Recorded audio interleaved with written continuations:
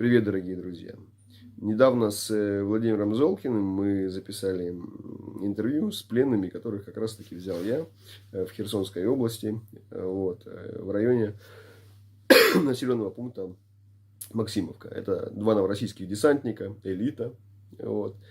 Вы сами все увидели, сами все посмотрели, кто они, что они.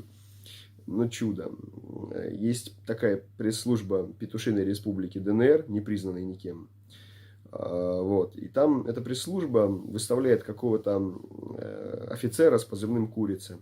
И этот офицер «Курица» рассказывает, что вот, мы там убрали половину группы маджахеда, они там побросали всех своих, мы их там убили. И он говорит, что это все произошло в Донецкой области, в районе Песок. Хочется мне сказать, что «Курица, ты лжешь». И ваша пресс-служба петушиная, да, также врет. Объясню почему. Потому что я не работал в августе месяце в Донецкой области в районе Песок. Это раз.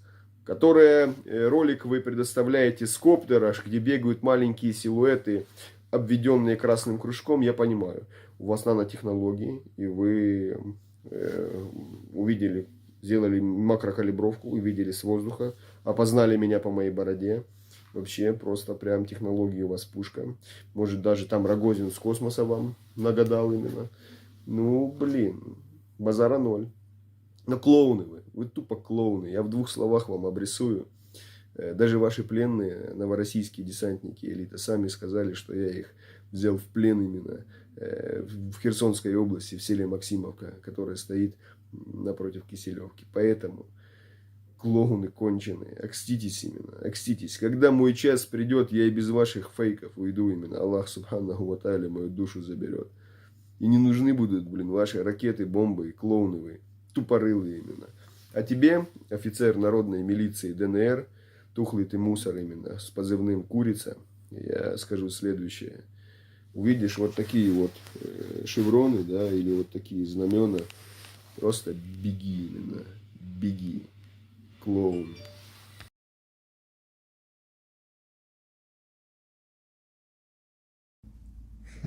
Я не досчитал до 3, ты уже нажал. Для зрителей у нас... Подожди. Ну, сядь сюда. Я на тебя наведу камеру. И ты объяснишь, что, чего, к чему. Для зрителей объясняю, что сейчас будет происходить. Интервью с этими молодыми людьми уже вышли. Одно вышло, одно выйдет там сегодня, завтра, послезавтра. А сейчас будет... К тому времени, как будет это видео, уже выйдет и одно, и второе. Да, будут, да. Давай вот, заново. Короче, сейчас с пленными будет разговаривать человек, который их взял в плен. И расскажет нам правду, как это было на самом деле, как их брали, был там бой еще, потому что нам этого мы не рассказали. То есть дополнит ту информацию. Дополнит ту историю, и он изъявил желание позадавать тоже вопросы там какие-то. Ну, а видео с ними уже на канале. И это не эксклюзивное право. То есть каждый боец, который брал кого-то в плен и хочет пообщаться, дополнить их историю, пожалуйста. Обращаемся, переобращаемся. Сейчас мы его набираем. Что вы нам не рассказали? Потому что вы момент взятия очень смазали, а там выяснилось много деталей. Не, ну по нам артиллерия работала. Когда вели нас, хорошо начали отрабатывать свои, по ним начали отрабатывать и нас повели. А то, что там оставался бой, у нас уже... Мы не знали, мы там не были уже. Нас увело, их, получается, когда свалил, приходило 20 человек. Назад мы пришли 13, и они говорят, что у них там еще, отстреливаются, они, говорят, заняли оборону. Все, что мы знаем, вот это знали, и все. Угу. И то, что мы шли, по нам работала арта, танки. Артиллерия. Ну, и минометки. Ваша? Ну да. Работала По нам. по вам. По вам. Ну, бо человек что-то хочет добавить. И нам уже это интересно. Ну, на самом деле интересно посмотреть глазами нашего бойца, как это все происходило после вот этих интервью, да? Ну да. И просто в совокупности понять реальную картину событий. Угу.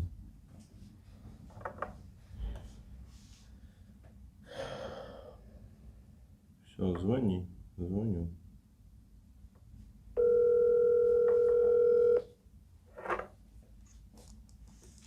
Да-да, привет, Дим. Привет.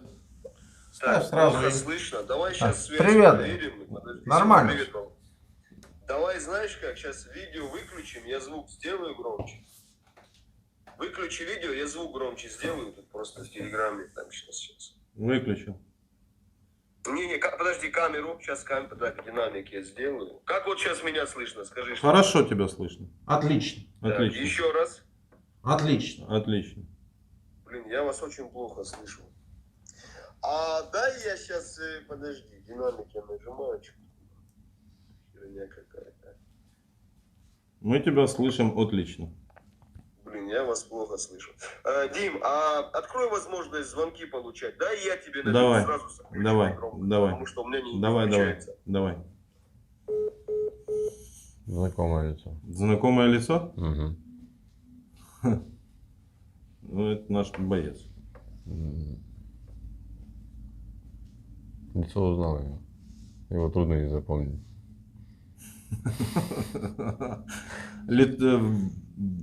Ну, Враги встретились, да, или как это? Нет, никак это враги. Я Как не это знаю. не враги? Враги. Ну, в ярости у него лицо, конечно, запомнилось намного лучше.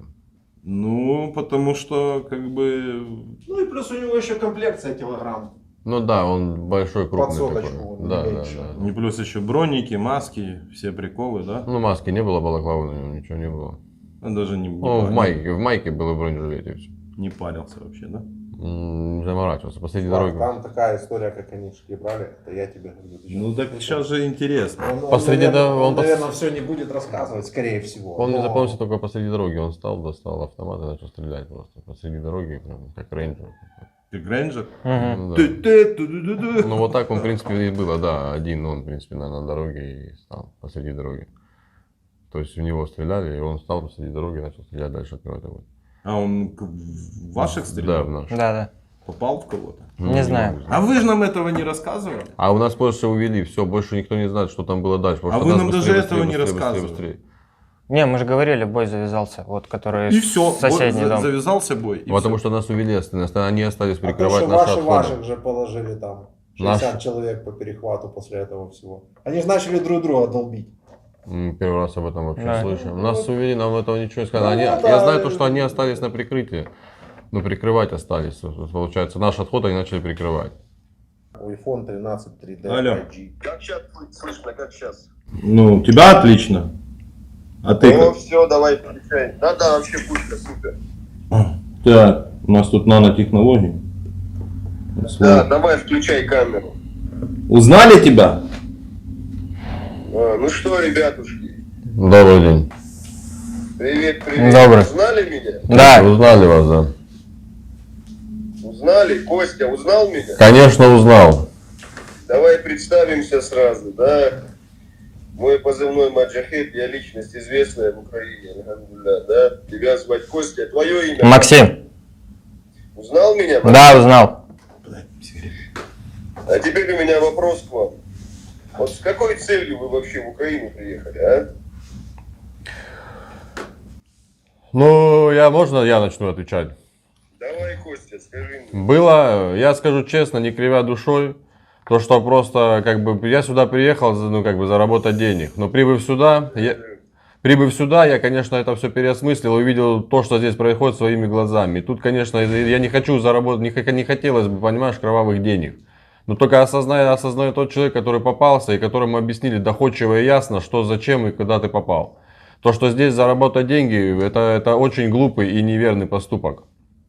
Я считаю так. Я рассудил это так. Ладно, ты честно сказал, за бабки приехал украинцев убивать простой народ. Максим, ты зачем приехал? Я действую На контракте уже. 4-й год. В ноябре 4 года будет. Ну, наконец-то правду стал говорить. Действующий военнослужащий. 5 месяцев в Украине. С марта воевал, месяца. правильно? Да, с марта С месяца. марта месяца. Почему от ротации отказался? Не я отказался. Нам сказали, как командир батальона сказал, то, что мы раньше не заходили, ну, со всеми. И поэтому вот нас 5 и оставил он там. Я понял. Вы мне что-нибудь сказать хотите или нет, оба? Ну, извиниться вообще, наверное, перед Да. украинским народом хотелось бы. Я сам не украинец по национальности, но душой конкретно именно. Я знаю то, что вы лично остались прикрывать наш отход, и дальше вашу судьбу я не видел вообще. То, что Я лично брал вас в плен, если вы лично, и Это мы поэтому, помним, да. знаем. Я лично зашел первый именно к вам, я и еще один боец. Вдвоем вы были, да. Помните свои лица охреневшие, когда вы нас увидели, прямо у себя на позиции? Тут других лиц и не может быть. Потому что это было... А Максим, ты же подумал, что мы русские изначально, ты же с русскими нас перепутал. Да, да. Ты помнишь, какой ты дерзкий вышел? Я в туалет выходил, я понять не мог сначала. Вы в левой комнате оба спали, правая у вас, вы там, где живете, я охренел, я дом облазил, вы в правой комнате засрали все, там у вас и остатки еды, и остатки мусора, гора, вы там, где спите, там и срете именно. Я вот, что блиндажи, что дома после вас смотрю, это просто жесть. Почему вы так ведете такой образ жизни непорядочный? В правой комнате наш товарищ спал. Я, получается, вот как в дом заходить прямо. Тут Маджахет, извини за перевод, тут не важно, кто где спал, как бы, да, я согласен с тобой, что там очень сильно грязно в этом. Согласен. Грязно именно, надо же чистоплотно. С этим согласен я. Это да, есть такое. Хорошо. Когда я взял вас в плен с еще своим бойцом, да, я обещал вам, Жить. дал вам слово Да. чести, что если вы будете вести себя достойно, да, вы будете жить, иншаллах, и я доведу вас до конца, вы будете... Ты сдержал свое Вас слово. не будет ни бить, ни пытать, ни мучить, ни как-то казнить, что вы нужны для обменного фонда. Я дал вам слово чести. Да, Ты сдержал Я слово. его сдержал. да, сдержали. Запомните, я Маджахет. Мое имя Маджахет, и я всегда отвечаю за свои слова. Вас кто-то мучил, вас никто не мучил. Мы Никто. довели вас до конца. А вы в курсе? Вы помните, как нас начали в спину ваши обстреливать с артиллерии? Помните? Да, да, нашли на нашли. что- Так вот, над нами висели ваши орланы и ваши мавики. И вы конкретно именно, они видели, что мы ведем вас. Ты помнишь, как они били по вам именно? По своим бойцам, русская армия. В 10, 20, в 30 метрах взрывалось. Вы им нахрен не нужны. Сколько, ты говоришь, от вас взорвалось? 30 метров где-то вот так. 30-15 метров осколки летели. Да по вам долбили конкретно больше всего именно. И кассеты летели, все летело. Вот отношение вашей армии к вам именно. Они вас пригнали сюда, и вы тем более, вы сами пришли, как скот за бабки, за простой народ убивать. Ладно, хорошо. Я не разглашаю, знаешь как, у меня подразделение работает аккуратно, именно. Мы не разглашаем наши операции, как мы делаем. Но у вас же в округе все было заминировано. Вы же вокруг, у вас все было заминировано. И было профессионально заминировано. И посты у вас были расставлены вокруг. Которые... Неужто вы думали, что это вам поможет именно? Ты видел, как мы профессионально зашли прямо в ваши позиции? В Да, аккурат именно. Вы помните свои лица охреневшие?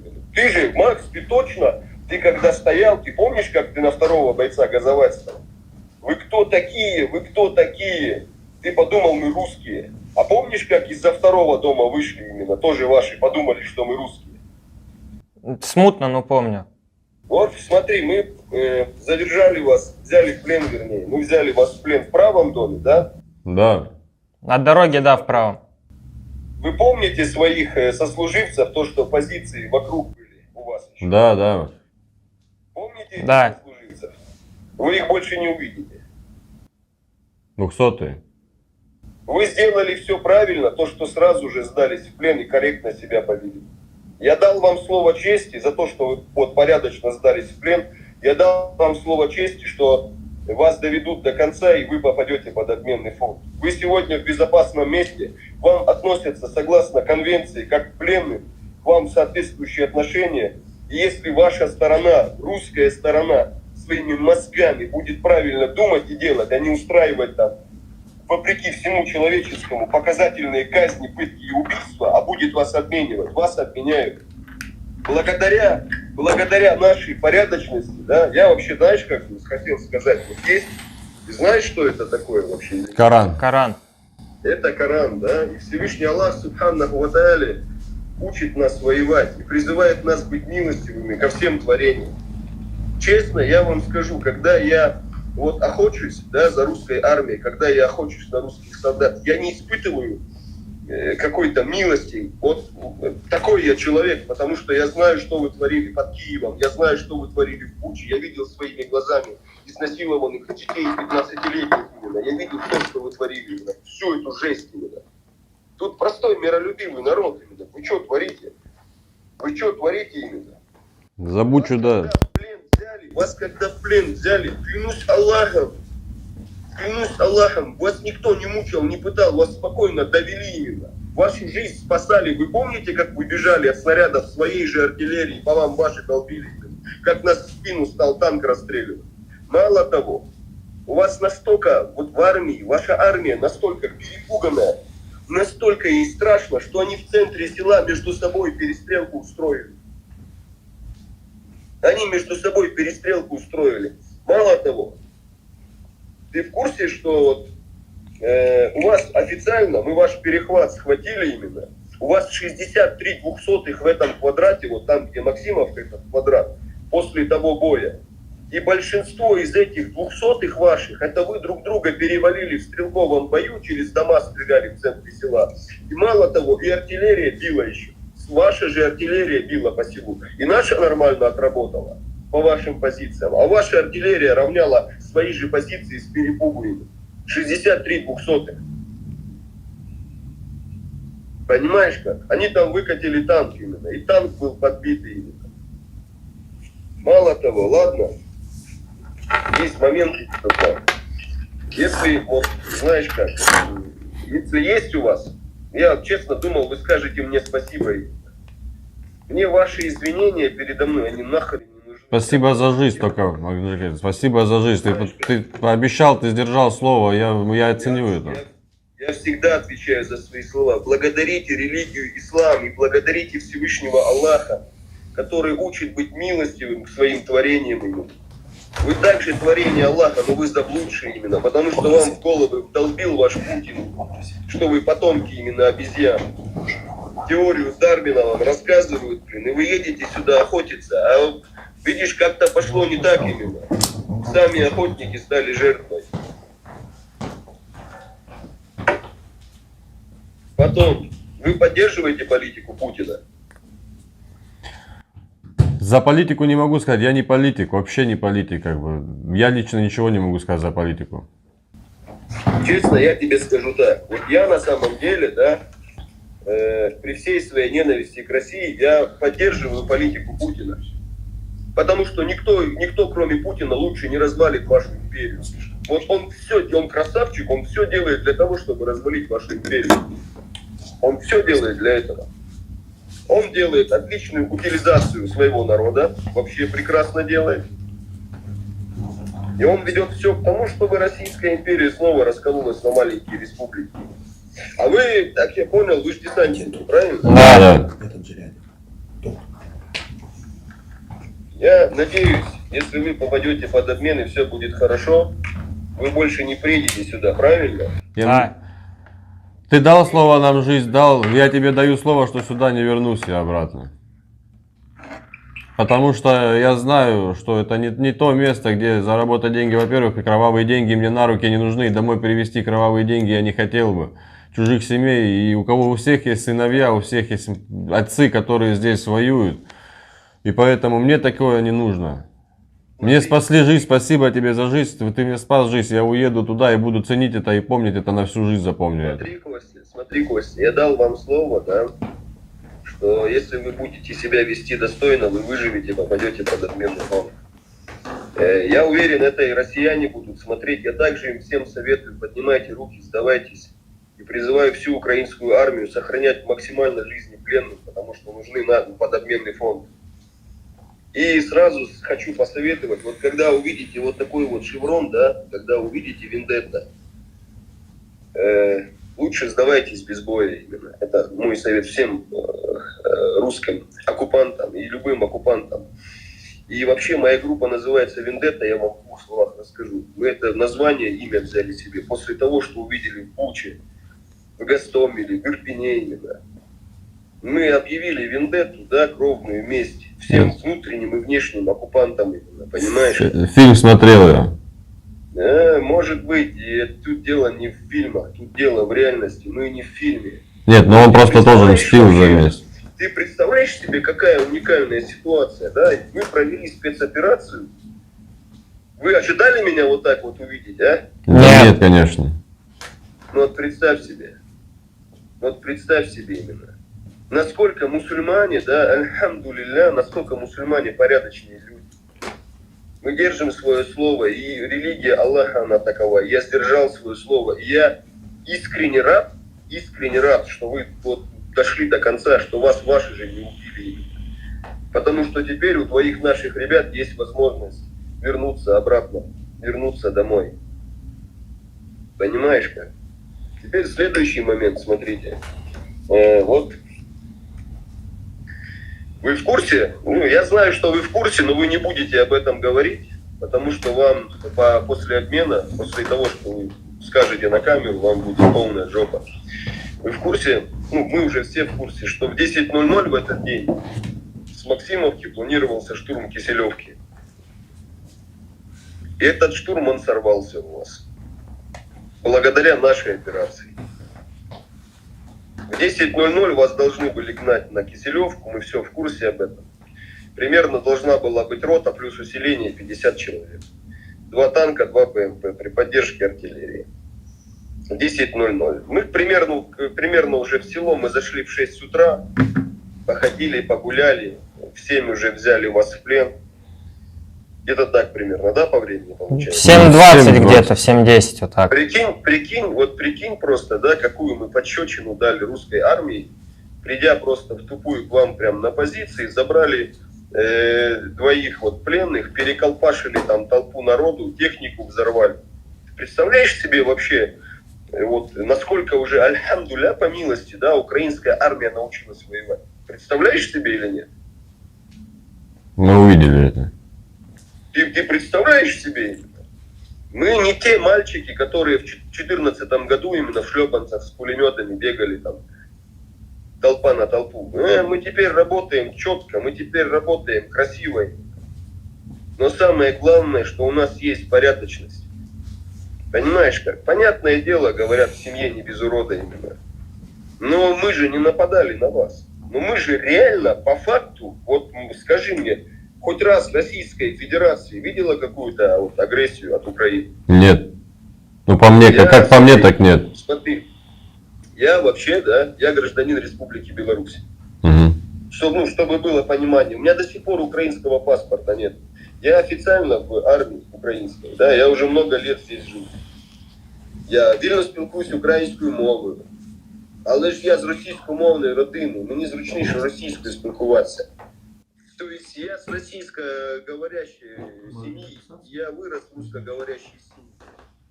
И я все время в Украине общаюсь на русском. Никогда мне никто не сказал, слышь, ты там что базаришь там на русском, это язык оккупантов. Никогда. Понимаешь как? Маджахед, одну секунду. Да. Одну секунду. Мне было интересно просто, знаешь, посмотреть к ним в глаза, появилось ли у них осознание того, что они делали. Вы просто вот, вы не представляете, да, то зло, которое вы причиняете здесь. У вас осознание приходит только когда вы или без рук, без ног домой возвращаетесь в Россию, или только когда вы попадаете в плен. Вам показывали видео, как ваши вагнеровцы отрезают половые органы наших пленных? Показывали? Показывали, но смотреть я не смог посмотреть. Вы лежали связанные передо мной. Я и мой боец, мы вдвоем взяли вас в плен. Вас никто, вообще не мучил. С вами, ты помнишь, Макс, я тебе что сказал?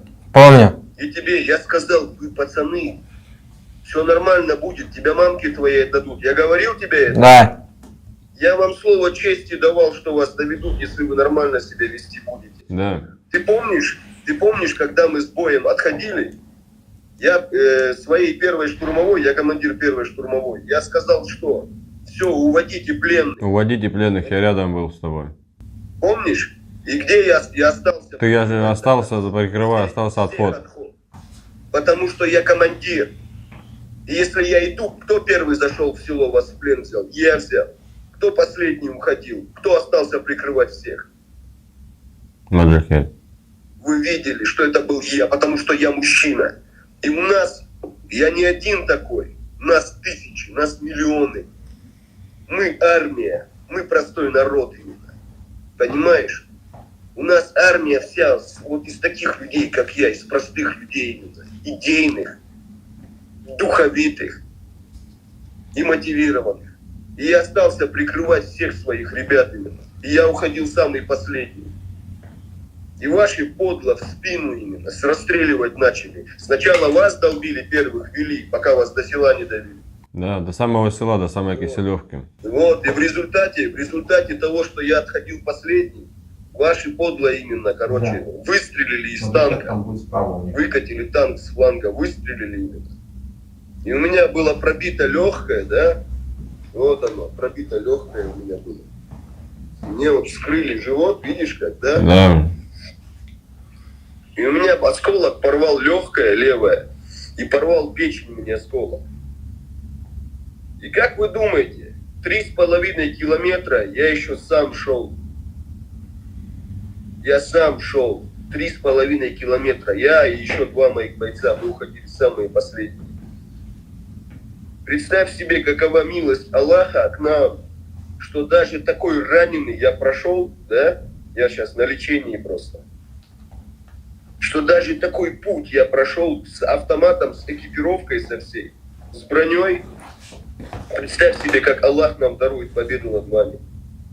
Вы же по факту, русская армия, вы притеснители. Ну вы же притеснители. Что вы делали в Сирии? Что вы делали в Чечне? Что вы делали в Абхазии, Южной Осетии, Приднестровье? Разве вам плохо? Вы наведите порядок у себя. Вы наведите порядок у себя. Вот, Максим, Костя, вы видите условия жизни, как мы живем хорошо, да? Вы видите? Да. Да. Почему вы не наведете порядки у себя, чтобы жить так же? Для этого не обязательно идти и резать своих соседей, захватывать, нападать.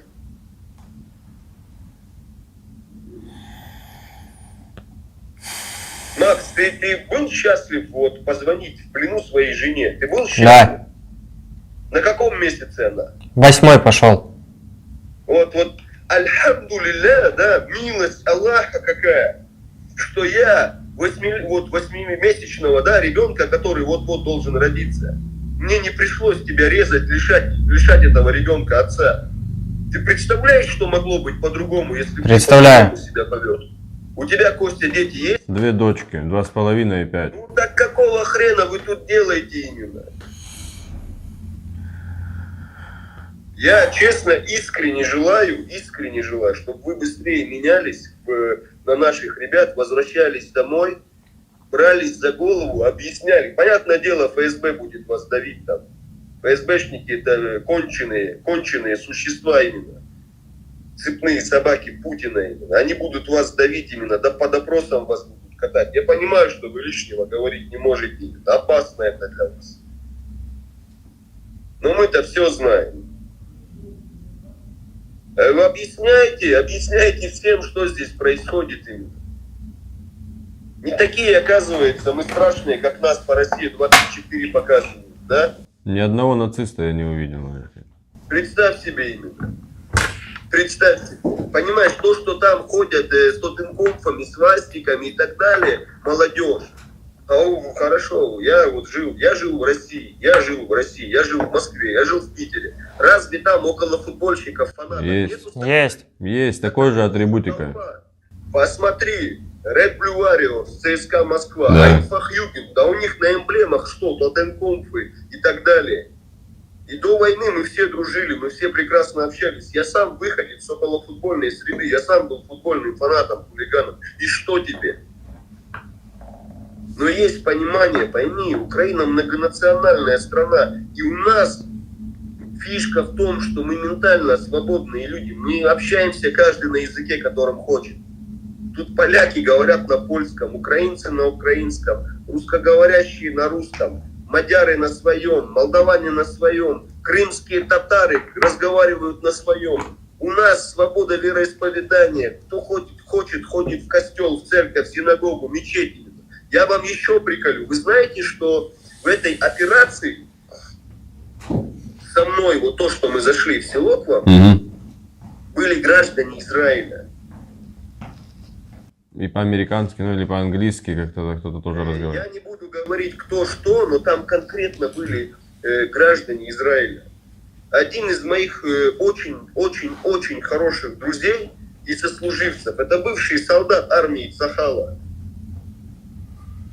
Так это что получается? Вы пришли денацифицировать многонациональную страну со свободой вероисповедания, граждан Республики Беларусь, Израиля. Вы пришли нас денацифицировать? Парни, у вас каша в голове. Валлахи, у вас каша в голове. Вам просто мозги промывают и вас на убой. Вот эти вот приколисты, которые из-за второго дома вышли, которые тоже там вот это подумали, то, что мы русские. Пацаны, а вы чьи будете, пацаны? Ну да, это слышно. Наверное. Им же что же предложили сдаться? Ну ты же им сказал, Как наверное. А? Ты же им сам сказал то, что идите сюда, говорит. Идите сюда, говорит. Потому что они спрашивали, когда мы уходили, они же его спросили у вас, типа, кто вы такие, говорит. Вы же ему сами говорите, типа, иди сюда, говорит, и все, говорит, будет нормально. И все, что мы начали Они неправильно себя повели.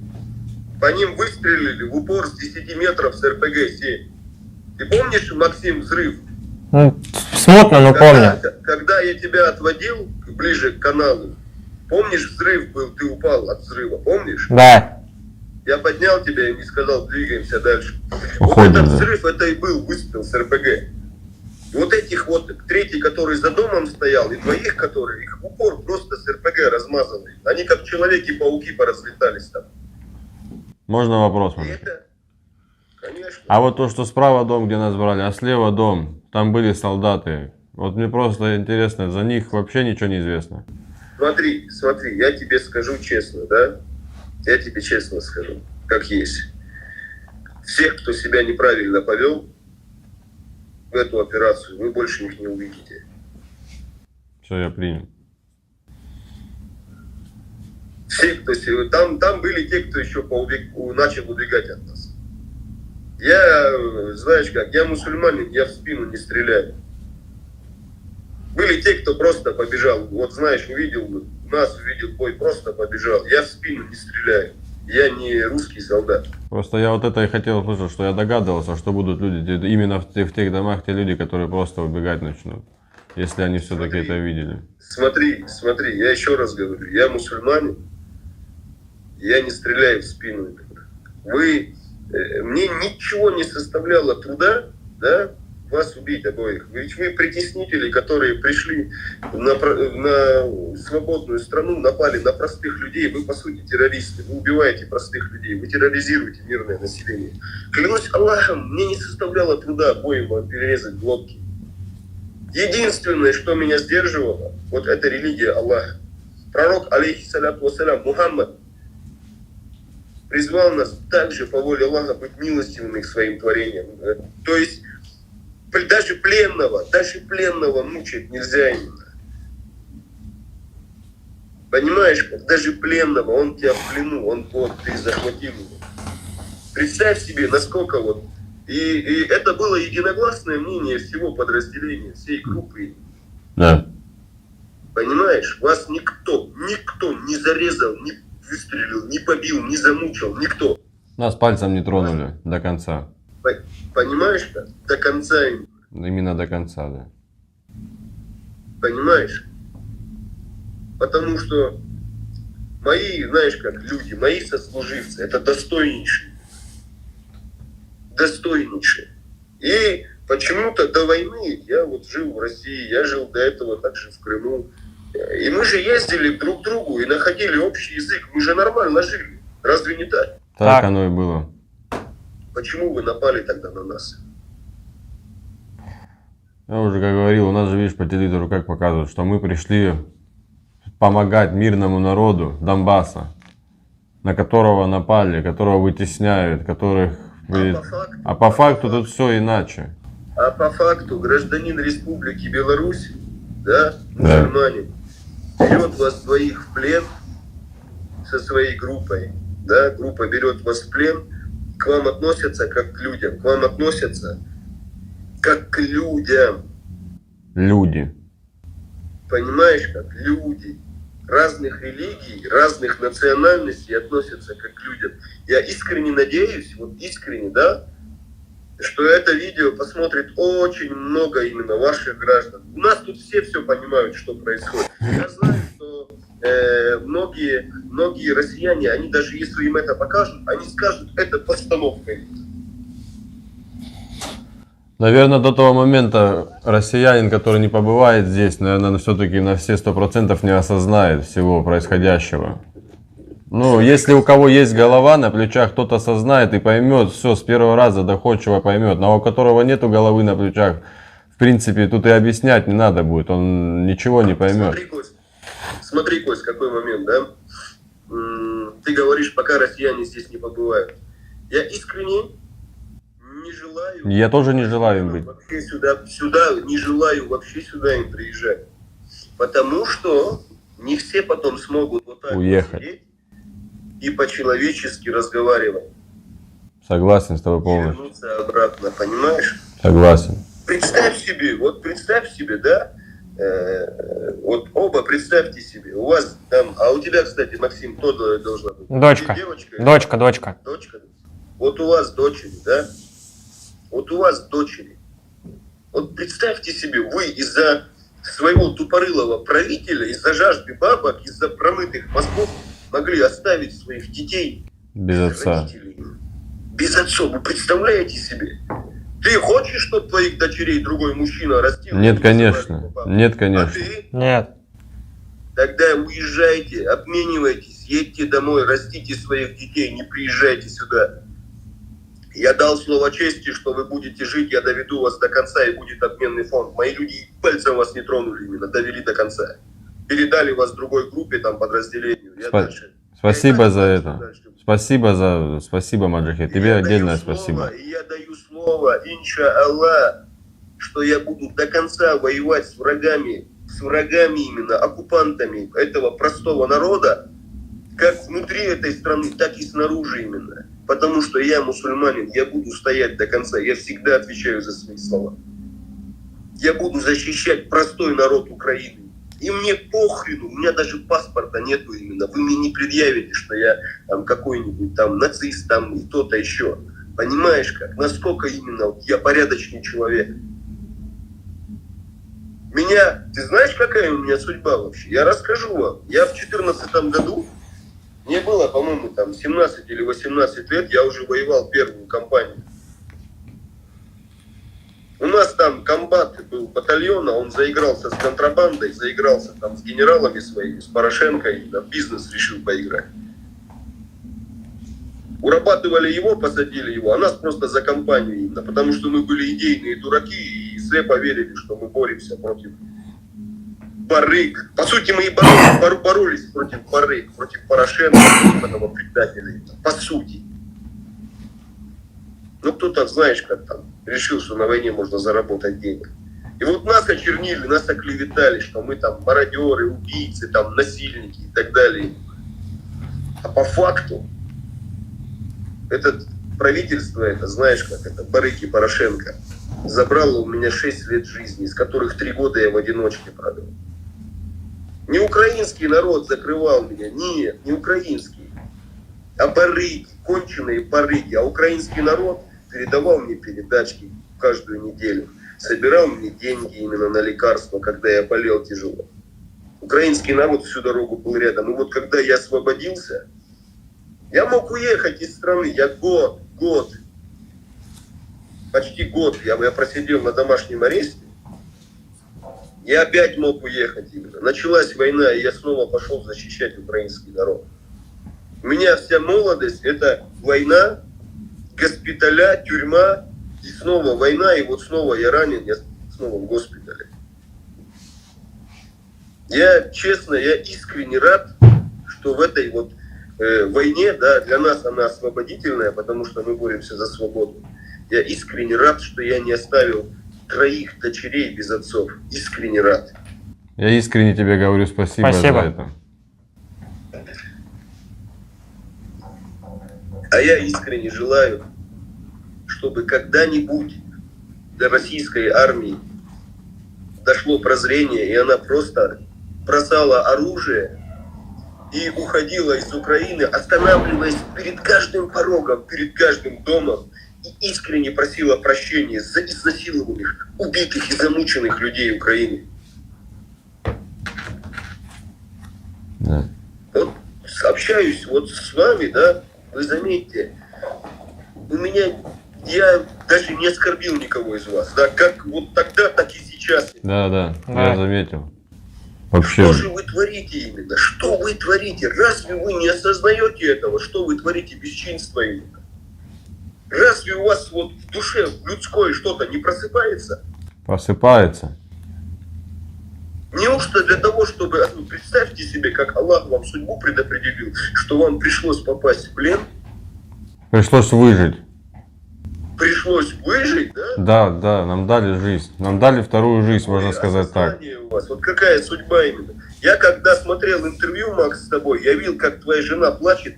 Мне искренне, я еще узнал, что она беременная, мне искренне ее жаль стало. Каждый ребенок по исламу, который рождается, он считается мусульманином. До тех пор, пока он не сделает сам свой выбор, кем ему жить, там, христианином, язычником, мусульманином или иудеем. Вот представь себе, у тебя, Костя, сколько твоим дочерям лет? 2,5 и 4 года, ну и 5 будет вот в декабре сейчас. Это же дети совсем, грудные дети совсем маленькие. Да, маленькие еще дети. Ты представляешь, как ты был рядом вот именно с ним? На волоске. На волоске. Понимаешь? Я благодарен тебе за это, что я сижу здесь. Благодари Аллаха, Господа миров, потому что когда-то я не был мусульманином. Благодари Аллаха, Господа миров, потому что именно его религия, именно его учение, именно его, вот знаешь как, закон, именно его шариат сегодня вот стал причиной, по которой вы живете. Вы, вот честно, я вижу в ваших глазах раскаяние и даже какое-то вот презрение просто к правящему режиму. Я понимаю, вы это не озвучите. Если бы можно было, много было что сказать, но честно Я понимаю, что у вас нет свободы слова. Понимаешь, дело в том, что я здесь, в Украине, я открыто могу сказать, что я презираю большинство депутатов, это конченые, сука, барыги именно. Я открыто это могу говорить. И ничего мне за это не будет, иншаллах, потому что здесь свобода именно. Я открыто говорю, что, к примеру, большинство из этих кланов правящих, это барыги, которые виноваты, не только Путин виноват. И наша слабость также стала причиной, по которой война началась. Мы были слабы отчасти, мы не смогли навести порядок у себя. Мы увидели, что мы были слабы, мы были разрознены. Эти оранжевые, эти регионы, эти то, это все. Вы увидели, что мы были слабы, и вы напали на нас подло. Но вы не ждали того, что мы объединимся.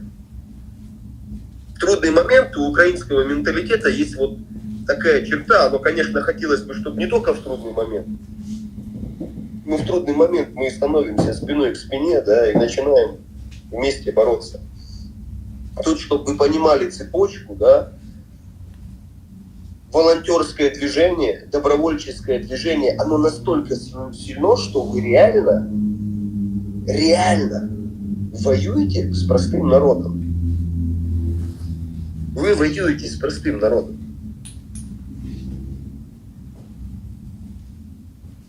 Да более простой. У нас нету такого, как у вас, что всех загнали и там все. Ты такой пошел вперед, ты такой пошел вперед.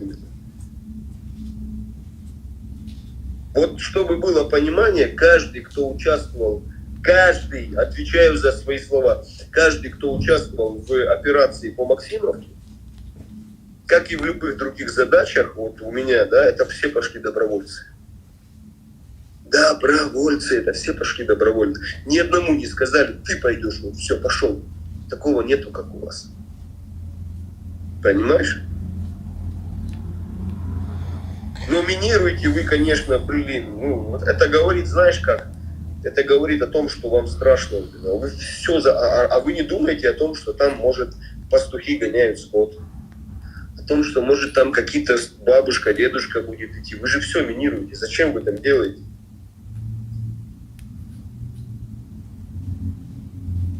Ну, просто честно, я этого не понимаю. А с какого вы десанта вообще? 7-я дивизия, 108-й полк. Новороссийск город. Новороссийские десантники. Да. Там уже в курсе, что вы в плену? Да. И что говорят? Ну, сказали, списки на обмен подали, ждем обмена. Ну вас это не остановило, я так понимаю, что они там все заминировали, да? Смотри, дорогой. Все мины, что были на нашем пути, мы все сняли. Да. Мы все сняли, мы зашли, все, кто себя некорректно повел, с ними поступили некорректно. 2 человека послушались, согласно конвенции сдались в плен, согласно шариату я проявил к ним милость, согласно шариату я дал им слово, я слово сдержал, и по воле Аллаха у них была сохранена жизнь, и вот сегодня ты общаешься с ними. Да. Давай еще, 5-10 минут, да, потому что нам надо ехать. Нет проблем. Просто честно, Володь, я благодарен тебе, что ты сегодня сделал этот разговор у нас. О, не, это я тебе благодарен. Это мы тебе благодарны. Да, смотри, Володь. Мы народ, мы простой народ, да? И мы делаем одну задачу, одну цель. Наша задача сегодня сохранить Украину как свободную страну и простой народ. Наша ценность, она не в территории. Вот чтобы вы понимали, русские солдаты, мы воюем не за землю, не за территорию. Мы воюем за простой народ. Наша ценность – это наши люди. Это наша самая главная ценность – наши люди. Чтобы не так было, как звезду в лоб сбили с серпом и молотом, галстук надели и все, вперед, славь вождя. Нет. Чтобы была свобода выбора. Кто ты, что ты, и как ты, и так далее. Я открыто здесь могу критиковать как нынешнюю власть, так и прошлую власть. И мне ни хрена за это не будет, потому что у нас свобода слова. А у вас попробуй только скажи, что Путин такой или сякой, сразу же отдел СПСБ приедет и заберет. Разве не так? Ну ведь так же. Вас загнали, вы из Советского Союза даже не выходили, вас еще больше в рабство загнали. Официальная статистика вашего российского ФСИН. 96% заполнены все СИЗО по всей Российской Федерации. 96%. Вот у меня сейчас ребята мои взяли в плен, там еще кое-кого. И это зэки. Это зэки. Тип отсидел 23 года, к нему пришли ФСИНовцы, ФСБшные. Сказали, ну что, едешь там, надо воевать, там все дела, тебя потом амнистируют, там, если нормально повоишь. Вот вы представьте себе, насколько уже вот система эта шатается, что они зэков берут на войну. Нам вчера, в принципе, рассказывали за это. Понимаешь как? Но у нас, представь себе, да, даже какой у нас уровень медицины, да, какие у нас вот медики. Нас лечат здесь, хорошо, даже здесь нас лечат. Нас тут лечат вообще полностью, поднимают тут, Да, это понятное дело. с колен Это, просто. смотри, я еще раз объясняю. Это у вас там, Алена, Еленовка, извиняюсь, Еленовка было село, где стояла колония, да, там в этой колонии был целый барак азовцев, да, и не только, это, я не делю азовцы, не азовцы, это были украинские солдаты, которые взяли с Азовстали в плен. И представь себе, взяли просто их термобарами, вы знаете, что это, да? Термобарами заживо сожгли их, не барак, их заживо сожгли. В Северодонецке, вон видео есть, как этот бурят, не бурят, а калмык, отрезает половые органы вместе, вот эти вагнеровцы держат там его, и он отрезает половые органы нашему солдату. Понимаешь? Посмотри, как похудели наши ребята у вас в плену. Просто видео, посмотрите фотки. Тоже показывали. Как спички. А вас кормят. Вам нормальное отношение. Вас не унижают, не обижают, не режут именно, не колят, не бьют током именно. Понимаешь, как к вам отношение? Как По-людски. к людям, потому что мы люди. Мы люди. И у меня, честно, за все годы, что я воюю, за все время, что я сражаюсь против Российской империи, клянусь Аллахом, у меня нету понимания, почему вы так жестоки, почему вы так бессердечны и почему вы напали на нас. Вот честно, я вообще не понимаю, что руководит вами, какой шайтан, какой дьявол. Я когда по Буче шел, там каждое подразделение заходило, там было по улицам поделено. Там люди лежали на улицах со связанными руками за спиной, с простреленными головами, с перерезанными глотками. Я зашел в один из дворов, девчонка лет 15-16, руки связанные за спиной, мертвая, да, и у нее от попы до пяток просто 2 ноги вот так изрезаны. Я когда был в Матыжине, в Добропарке, там были колодцы. Когда ваши отошли, там в колодцах просто куча тел лежала, и колодцы забросаны телами. Я когда заходил вот, там возле Макарова, от Матыжина мы продвигались в сторону Добропарка, да, моя группа шла. Просто была вот колонна расстрелянных людей, да, там были как и мужчины, гражданская колонна, женщины и дети. 2 грудных ребенка просто как будто кто-то взял по машине фарш, разбросал его, и там уже гнить начали. Детей расстреляли. И колонна уходила от вас, от оккупированной территории, прорывалась к нам. И ваши в спину расстреляли просто колонну мирняка. За что? Максим, помнишь, ты говорил, что вам команда была дана, что если там машины не останавливаются, даже гражданские, сразу расстрел. Помню. Понимаешь как? Кого расстреливать? Мирных людей, которые не знают правил войны, не знают тактики, не знают порядка войны, которые перепуганы и просто спасаются бегством.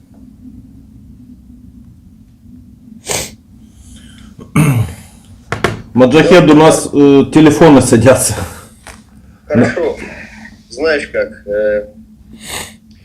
Дай Бог, чтобы вы вернулись домой Дай бог. и стали примером, да, для многих. И показали многим, рассказали многим, что здесь тоже люди, что здесь не звери, не нацисты, не кто-то там еще, что здесь тоже люди. И дай Бог, чтобы многие там сделали выводы и не ехали сюда умирать. Я искренне рад.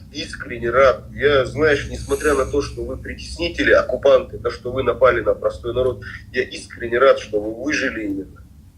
Потому что я не оставил 3 дочерей без отцов. Потому что у 2 наших ребят теперь есть возможность вернуться домой. Как минимум. Маджахед, я тебе тоже хочу сказать. Ну, говори. Я, конечно, понимаю, что ваша власть, судя по тому, как они обстреливали именно, они с Орлана летели, и Мавика 2 еще было, они видели, что мы вас ведем, они знали об этом. Судя по тому, как они расстреливали, по пленным били, я искренне понимаю, что вам будет тяжело, когда вы вернетесь. Я не знаю, честно, с чем вам придется дома столкнуться, потому что для Российской Федерации армия — это просто цифра. Вы просто статистика. Вы просто для них мясо. Да, это мы им тоже. Поэтому Доносили, в принципе. возвращайтесь домой, простите своих дочерей. Пускай, иншаллах, по воле Аллаха к вам придет больше ясности и понимания. И никогда в своей жизни не берите в руки оружие. Мы сражаемся за правду, мы сражаемся за простой народ, боремся против притеснителей. Именно поэтому Аллах Субханаху ва Тааля дарует нам победу над вами, по милости своей. Я презираю Путина, так как он несправедливый правитель. Наш пророк Мухаммад, алейхиссаляту вассалям, сказал: лучший джихад — это джихад слова против несправедливого правителя. И я выступаю против Путина, как против несправедливого правителя, и призываю всех сплотиться и воевать против притеснителей. Мы не хотим ваших территорий, Мы не хотим ваших людей. Верните нам наше, верните нам то, что по праву принадлежит нам. И уходите. Просите прощения перед каждым домом, перед каждой семьей. Мы не сдадимся. Мы будем воевать до конца, иншаллах. И никто, кроме Аллаха, нас не остановит. На этом будем прощаться. Земля Аллаха обширна, земля Аллаха круглая. Спасибо большое, Маджахет, за жизнь. Спасибо. Маджахет, спасибо за работу, за твою. Выздоравливай. Сейчас А я еще думаю- пару слов я скажу буквально. Благодарим тебя. Благодарим тебя. И знаешь, я понимаю, что это будет видео, будут смотреть Россия. Я хотел бы сказать просто, чтобы ты тоже подтвердил и от себя сказал, что у нас нет таких людей, как вагнеровцы, которые есть в России. Которые наемные убийцы, которые идут за деньги. Потому что даже вот в твоем подразделении люди, о которых ты говорил, которые из других стран, это люди, которые приехали за идею, защищать действительно... Еще раз. Люди, которые являются иностранцами у нас в подразделении, да, они официально на контракте, так как и я, мы официально являемся армией. Мало того, люди, которые являются иностранцами, они все имеют украинские корни. И все не являются наемниками, а являются официальными подразделениями вооруженных сил. Во-первых, я еще раз хочу уточниться. По законодательству Украины наемничество у нас запрещено. У нас, когда приезжает человек, и хочет воевать, будучи иностранцем, ему сразу же говорят, у нас есть подразделения, которые официально, согласно воинскому уставу, берут иностранцев на контракт. Мы, как, я, честно, хоть и по национальности не украинец, но, знаешь, как душой, короче, именно конкретно до Талова. Знаешь как, Украина – это наше все. Вот. И знаешь как, и тут уже дело того, кто приезжает. Либо он ознакомливается с контрактом, читает условия и принимает, подписывает, подчиняется нашему уставу, а воинский устав он един для всех, то есть воюет по нашим законам, по правилам. Либо же он может вернуться к себе домой и там жить своей жизнью и так далее. Мы принимаем любую помощь. У нас даже есть граждане Российской Федерации, которые приехали к нам в Украину, и они не согласны с режимом Путина, они не согласны но они считают, как и есть по факту, что Россия оккупирована именно. И они воюют за то, чтобы Россия была свободная, без этих олигархов, барыг и так далее. Поэтому российская пропаганда, которая сегодня вот кричит там наемники и так далее, да, я гражданин Республики Беларусь, у меня до сих пор нет украинского паспорта, и я официально на контракте, я официально солдат определенной структуры, который воюет согласно там нашим порядкам, законам и так далее. У нас нет такого, что вот там, как вагнеровцев, там спустились с цепи, и они побежали там беспределить и так далее. По нашей работе, да, вот даже элементарно то, что вы сегодня слышали, то, с чем вы ознакомились, вы видите, что отношение к пленным порядочное, с ними не жестили, их даже ни разу не ударили. Это мы все знаем. Это мы знаем, это как бы... Это мы все знаем, и это все уже сегодня услышали. Это тот момент, просто который я хотел уточнить. Чтобы потом не насыпали в Да, комментариях, потому что наемники. здесь первый комментарий был бы о том, что вот у вас наемники. Наемники это в России. Еще раз, я не буду просто называть позывные людей. Не надо. Не надо.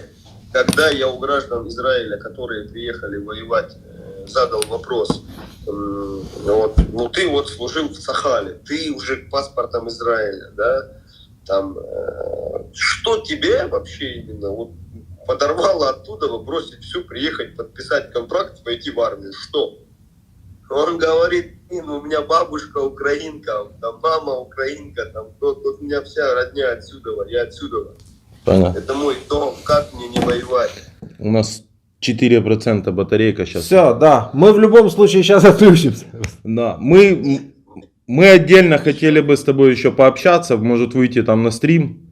Можно будет. Я сейчас вот, смотрите, я сейчас, короче, распанахтанный, вот осколок. Да. У тебя были все эти видео, я просто не знал, что это с этого эпизода, но у тебя в Инстаграме мы прикрепим твою страничку к Инстаграму, у тебя были все эти видео, когда ты попал и так далее. Да, у меня предварительно еще 2 операции впереди. Мне должны осколок, у меня еще 1 осколок в печени достать его. И ребро переломать, потому что оно провалилось вовнутрь, и дышать тяжело, как бы, то есть, ну, из-за того, что осколок пробил, один в легкое порвал, застрял. Выздоравливай. Самое главное. Да, так, благодарю. Да. Момент еще хотел сказать, что это мы пишем, да? сейчас? Да.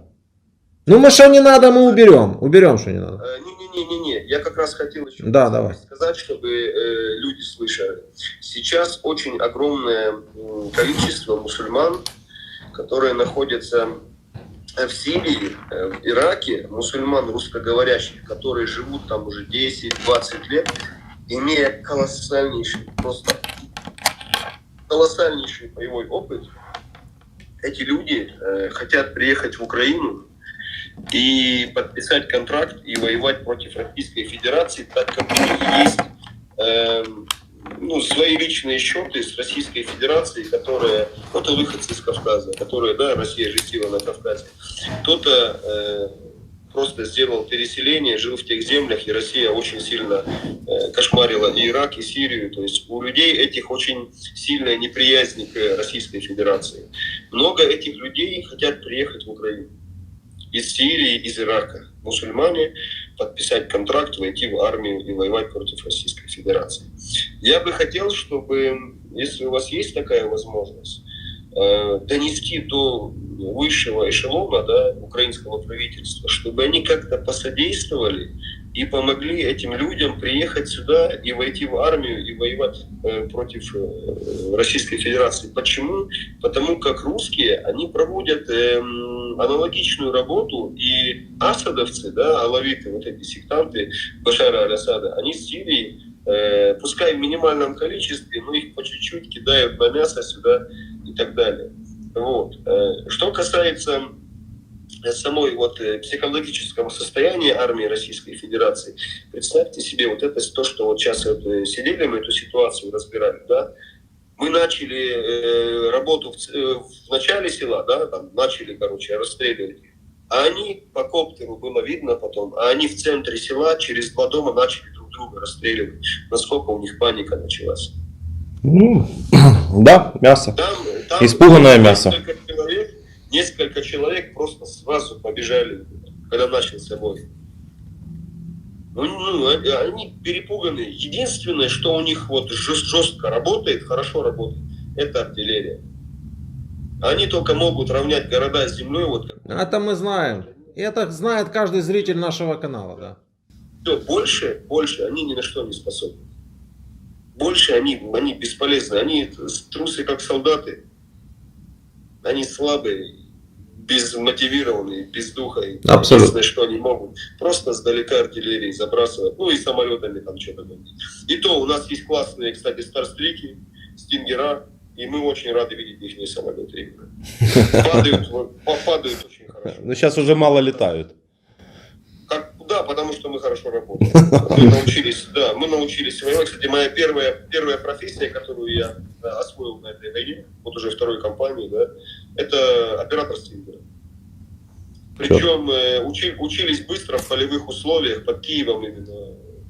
Простой как удочка. Но если афганцы научились с них работать, да, халат, у которых автоматы по 2 обоймы в карманах в халате, если они научились в 90-х годах, именно в 80-х, русские сушки американскими стингерами сбивать, то представьте себе, как быстро учились мы именно. Еще быстрее научились.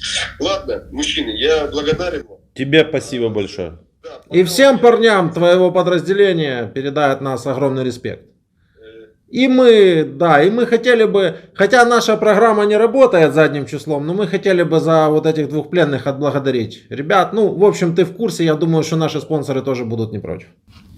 Я в курсе. Что касается спонсоров, мы поговорим. Я сразу говорю, я открыто заявляю, я себе ни копейки не возьму. Все нормально. Мы все понимаем, все хорошо. Мы эти деньги отправим другим людям, я скажу кому. и как. Да. Все понятно. Мы Это- спишемся там, обсудим. Да, я не Все, знаю. спасибо большое. Все, и вас, мужики, благодарю, Всё. берегите себя. Вы Пока. очень классную работу делаете.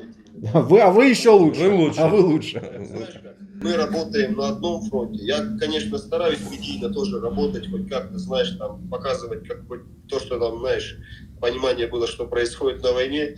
Я стараюсь хоть как-то еще там народ подбадривать, но то, что делаете вы работаете сразу на несколько фронтов. Вы сразу показываете картинку на 360, что происходит, как относятся, ну, то есть и кто мы, и что мы. Поэтому ваша работа, она тоже очень ценна, она очень высока именно. И вам также огромная благодарность, то, что не сбежали там куда-то за границу. Да нет, Остались здесь, за границей.